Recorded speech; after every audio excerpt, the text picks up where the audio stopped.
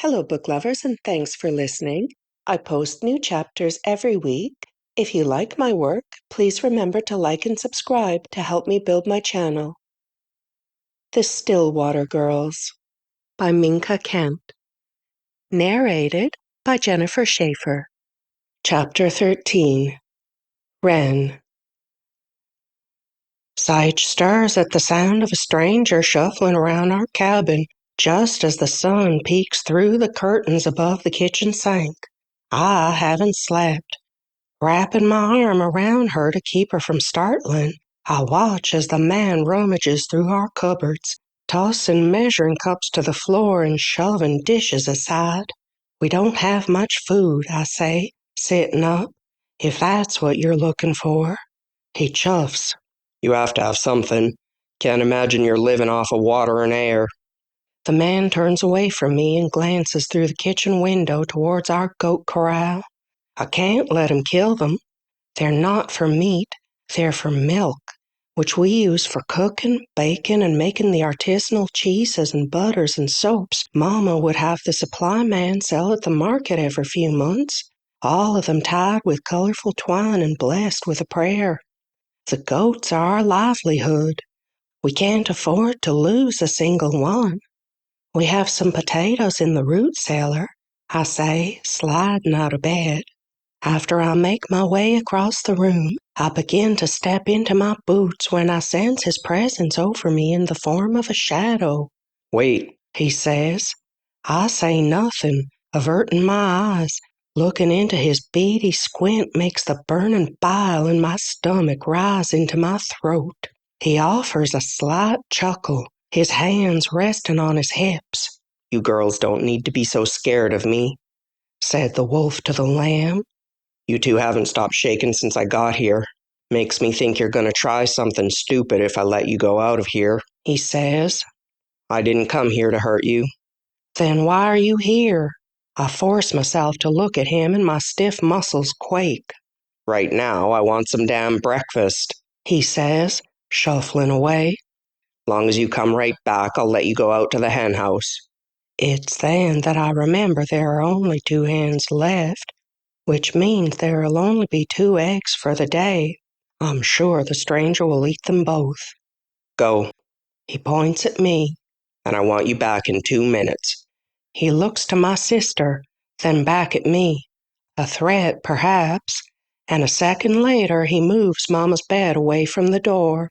I throw on my jacket and lace my boots before grabbing the basket by the door and braving the cold. Unforgiving wind whips my hair across my face as I trudge across the sod. Once inside, I find the 2 leghorns still clucking, and I locate 2 warm eggs to take back. Stopping at the root cellar on my way back, I grab 3 small potatoes and some goat's milk butter for frying. As soon as I'm back in the cabin, I find the man washing up over our basin, helping himself to Mama's pink toothbrush and sullying our clean water with the filth from his hands and face. I'll have to make a trip to the well later this morning. That is, if he lets me. Placing the basket of eggs on the kitchen counter alongside the potatoes and butter, I pull a dull paring knife from one of the drawers and begin chopping, each slice requiring brute strength to cut through the earthy flesh. A second later, Sage is at my side, making herself useful. I imagine she wants to stick close to me more than she cares about cooking for this man. In tense silence, we get busy fixing breakfast, and from the corner of my eye, I spot the man shrugging out of his shirt and rinsing it in the basin we use to wash our faces and brush our teeth. He uses our soap to scrub it clean before wringing out the water, and then he hangs it on a hook near the fireplace. All that covers his broad shoulders and veiny muscles now is a shirt missing fabric where the sleeves should be. Everything about him is strange and unpredictable. He's just as wild as anything that lurks beyond the pines. Returning to the kitchen table, he watches us prepare the meal, his stare heavy and unwelcome. When I finally plate his food and bring it to him, he peers up at me and then down at the food. You girls gonna eat? he asks, yanking the fork from my hand and pulling his dish closer. Or are you just going to stand there and stare? Didn't your mama teach you that staring is rude? He chuckles, huffing through his hooked nose. Sage tucks her head and folds her arms around her small waist, and I glance back towards the pan with a few potatoes left in it. We gave 'em both of the eggs. We were afraid not to. Without saying a word, my sister and I divide the remaining food and take the seats across from him. My unsettled stomach rolls when I take my first bite, hunger mixing with nerves, but I force myself to chew and swallow, repeating a few more times until my plate is empty. Sage pushes her potatoes around, and I nudge her under the table. The food might be cold and her appetite may be gone, but she needs to eat, especially if we want a chance at getting out of here.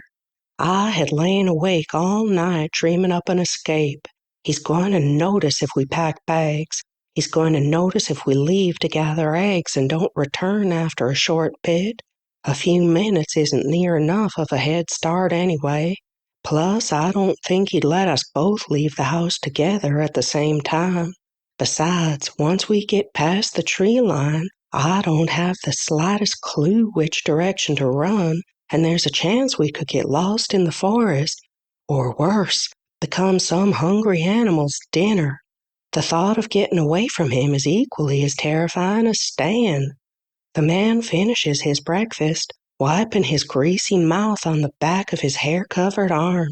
Leaning to the side, he retrieves a green and white rectangular box from his pocket, along with a little blue tube with a red button on the end.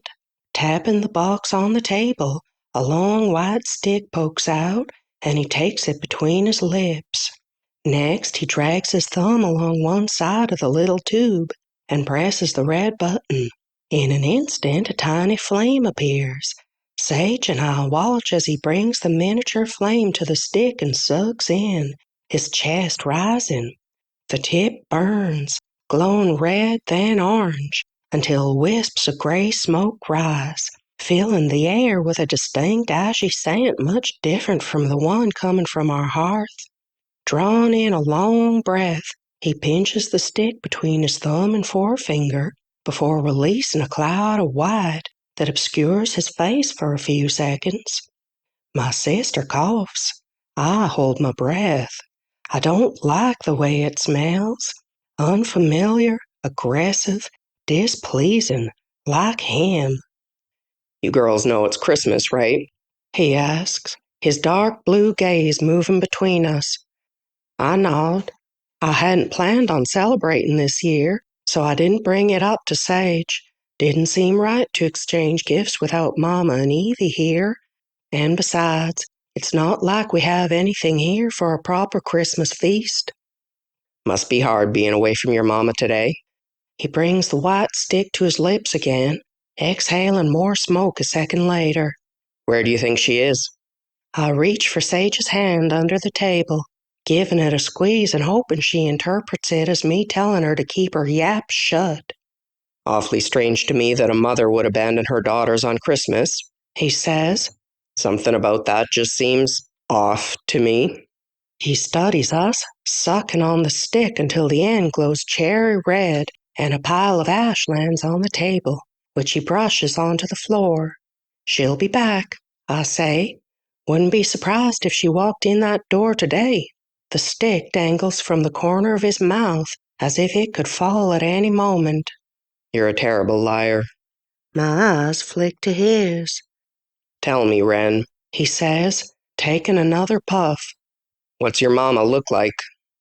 This stranger's fascination with a woman he's never met before makes the hair on the back of my neck rise. Clearing my throat and licking my lips, I sit up straight. Half of me wants to lie. The other half of me is scared of what he'd do to us if I did. Blonde hair, I say, but dark blonde. Dark blue eyes, gray almost, and she's tall, taller than me. I hold my hand several inches above the top of my head, remembering how we always measured our height according to Mama's. I stopped growing when I finally reached her chin. The man stubs his white stick into the wooden top of our table, leaving a black mark on the wood, and then he flicks it into the fireplace.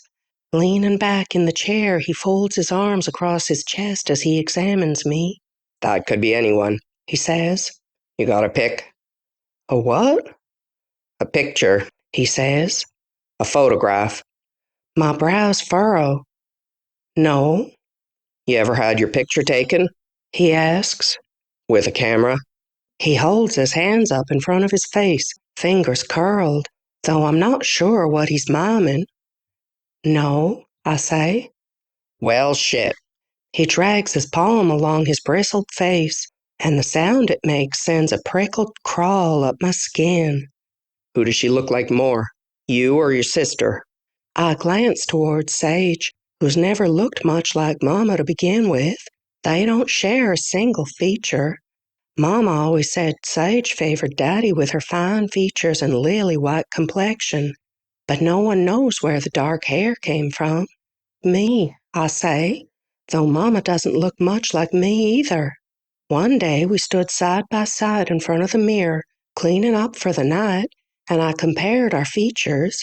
Mama had given us a biology lesson earlier that day, told us about genetics and Punnett squares, so naturally I was curious. But it didn't take more than a few minutes for me to realize that she and I didn't share a single trait. Mama's nose was distinct, slightly large for her face, and her lashes were shorter than mine. My eyes were hooded, hers more defined. My face was round, hers long. Her brows were darker and fuller than mine, and she had a dimple in the corner of her left cheek when she smiled. Her hair was a dark blonde, creekwater blonde, Mama called it, and mine matched the August sunshine, soft and golden. When I asked Mama why we looked so different, she laughed, ruffled my hair, and told me that genetics were a funny thing and that sometimes we might look more like our grandparents or aunts or cousins than our mama or daddy. And then she proceeded to tell me how much I reminded her of her own mother, right down to the starbursts of white in my blue irises. "Her mouth is shaped like a heart," I say, my chest tightening when I think about how much I miss her smile. "Her upper lip, I trace the shape in the air with my fingertip. It's like this." "A cupid's bow," he says.